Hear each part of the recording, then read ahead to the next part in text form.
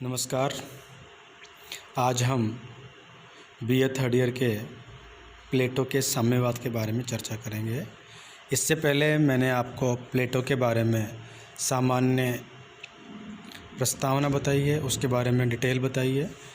उसके बाद में प्लेटो का जो प्रमुख उद्देश्य है वो आदर्श राज्य की स्थापना करना है।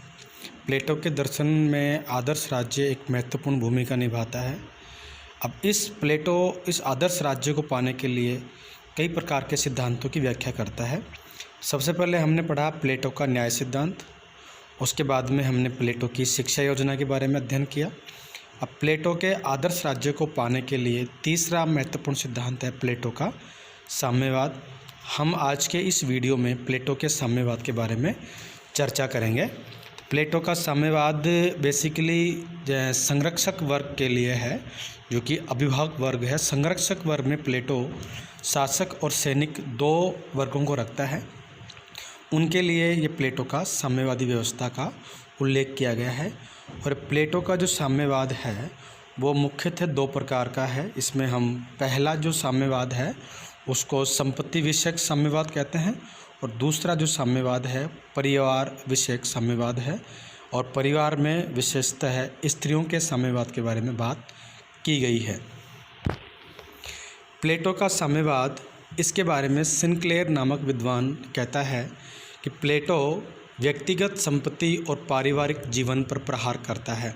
अर्थात प्लेटो अपने साम्यवाद के अनुसार ये कहना चाहता है कि व्यक्तिगत अर्थात निजी संपत्ति और पारिवारिक जीवन नहीं रखेंगे। अर्थात शासक वर्ग जो है, दार्शनिक राजा जो बनेगा, उसके पास में निजी संपत्ति और पारिवारिक जीवन पर बैन करता है।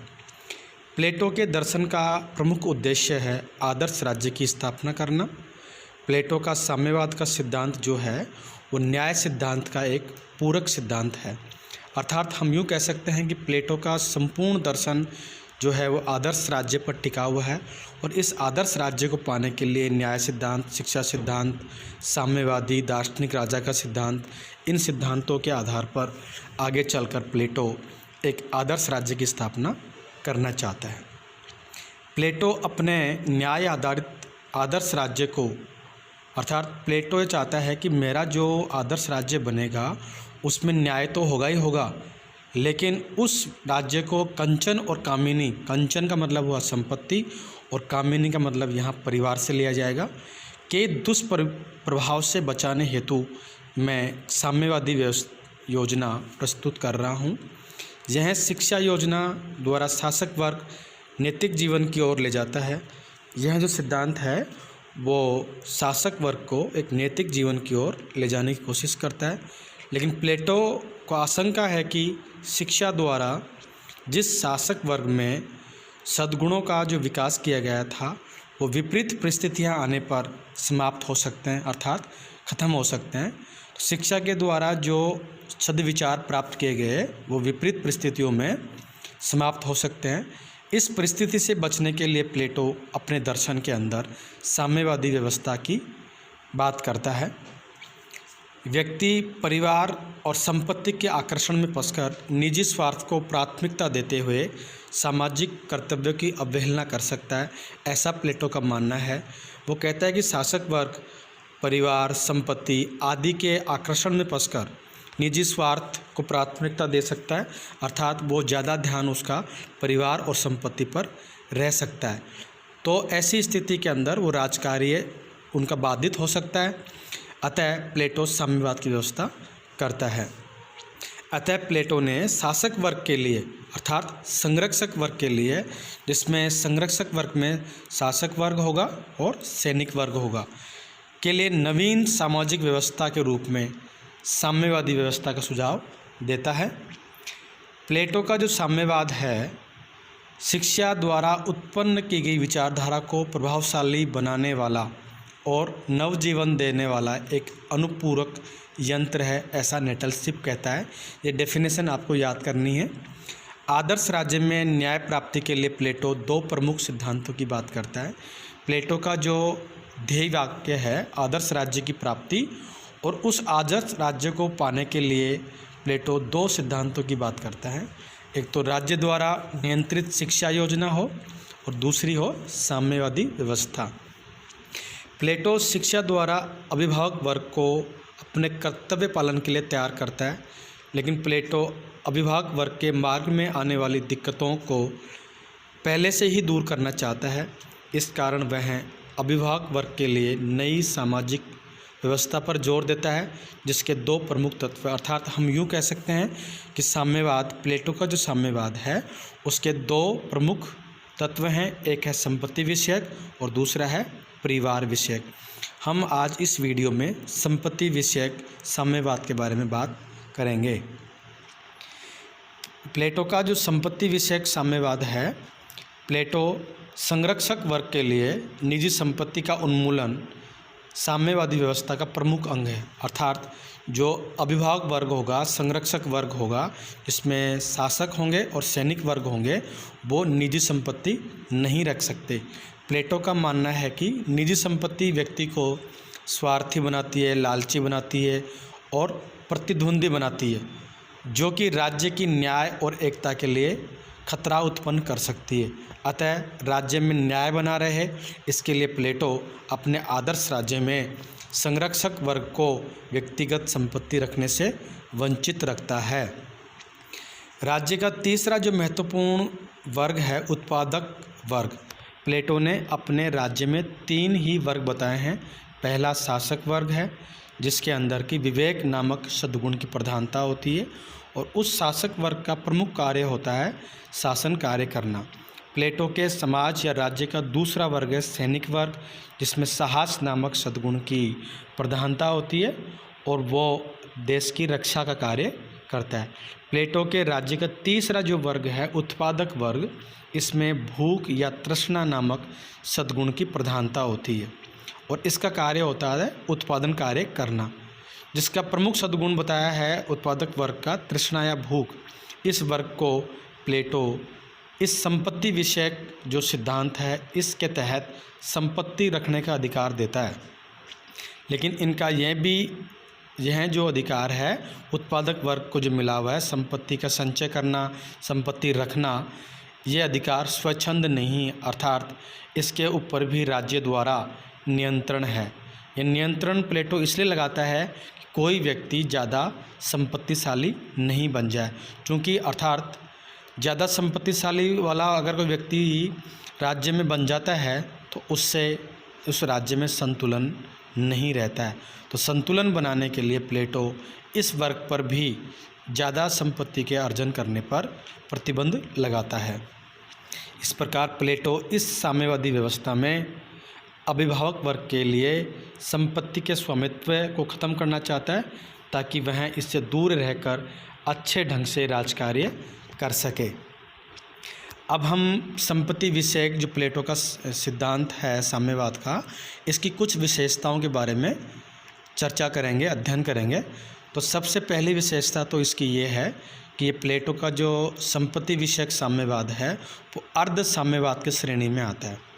अर्थात हम यूँ कहें कि ये प्लेटो के समाज के सभी वर्गों के लिए नहीं है, क्योंकि प्लेटो के समाज में 3 वर्ग माने हैं। प्लेटो ने केवल 3 वर्ग माने हैं, शासक वर्ग, सैनिक वर्ग और उत्पादक वर्ग। तो ये प्लेटो का जो संपत्ति विषयक साम्यवाद है वो केवल अभिभावक वर्ग अर्थात शासक और सैनिक वर्ग तक ही सीमित है, ये उत्पादक वर्ग के लिए नहीं है। दूसरी इसकी विशेषता है कि इस प्लेटो के संपत्ति विषयक साम्यवाद की जो उद्देश्य है वो राजनीतिक है, न कि आर्थिक।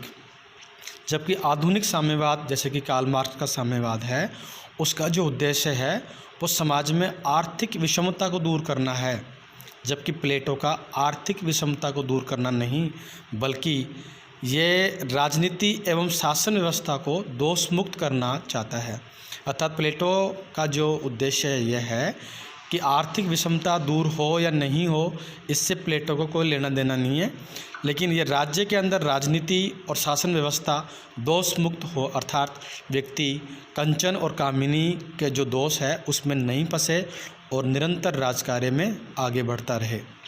प्लेटो का साम्यवाद भोग का नहीं वरन त्याग का मार्ग है, अर्थात भोग का नहीं, त्याग का मार्ग है। इसका मतलब यह हुआ कि हमें इसमें संपत्ति और परिवार को छोड़ना पड़ेगा, क्योंकि प्लेटो शासक वर्ग को कंचन और कामिनी के मोह से दूर रखकर उस शासक वर्ग को जन कल्याण में रत रहने के लिए प्रेरित करता है।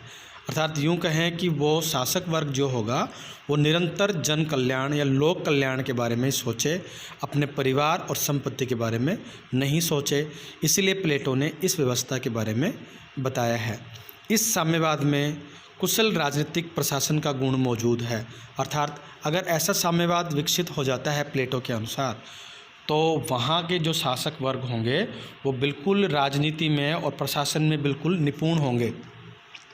प्लेटो की साम्यवाद की विशेषताओं में हम आगे और देख सकते हैं कि ये जो प्लेटो का साम्यवाद है वो न्याय की एक पूरक व्यवस्था के रूप में निभर कर सामने आता है। संपत्ति विषयक साम्यवाद के पक्ष में तर्क। प्लेटो आगे अपने संपत्ति विषयक जो साम्यवाद की प्रस्तुत करता है उसके पक्ष में यह कुछ लॉजिक देता है कि ये सही है और सही किस प्रकार से है। उसके पक्ष के जो तर्क हैं उनको हम बिंदुवार देखने की कोशिश करते हैं। यह सिद्धांत कार्य विशेषीकरण एवं कार्य विभाजन के आधार पर आधारित है।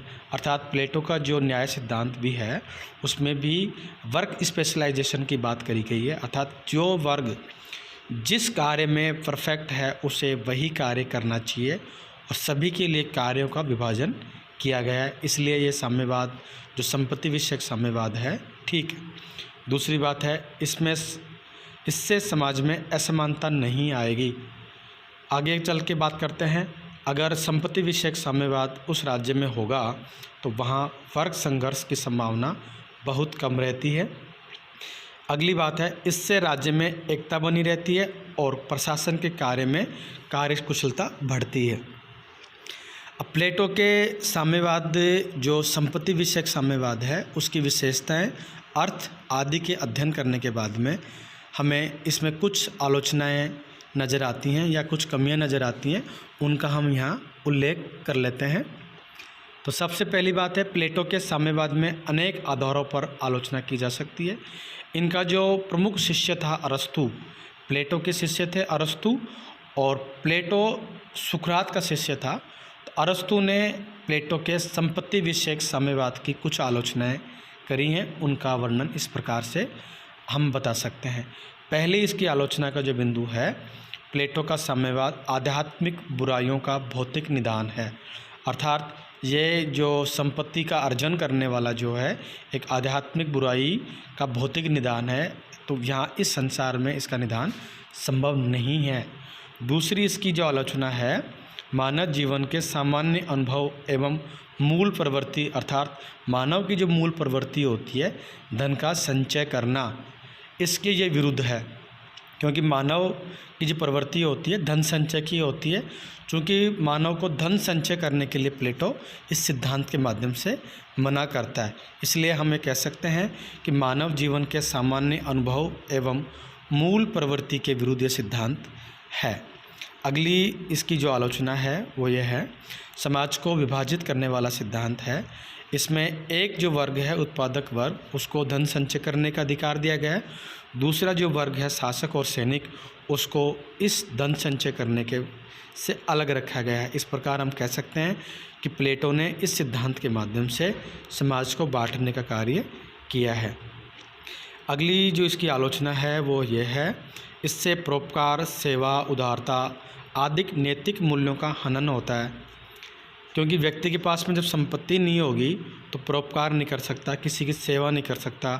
किसी को मान लो कोई पैसों की आवश्यकता हो तो आप वहाँ उसकी हेल्प नहीं कर सकते। तो इस प्रकार से हम कह सकते हैं कि प्लेटो के साम्यवाद में निम्नांकित जो कमियां हैं इसके आधार पर हम प्लेटो के साम्यवाद की आलोचना करते हैं। फिर भी अंत में सारांश रूप से हमें कह सकते हैं कि प्लेटो का जो साम्यवादी का सिद्धांत है वो सत्ता के विकेंद्रीकरण पर आधारित है। अर्थात प्लेटो सत्ता के डिसेंट्रलाइजेशन पर बल देता है।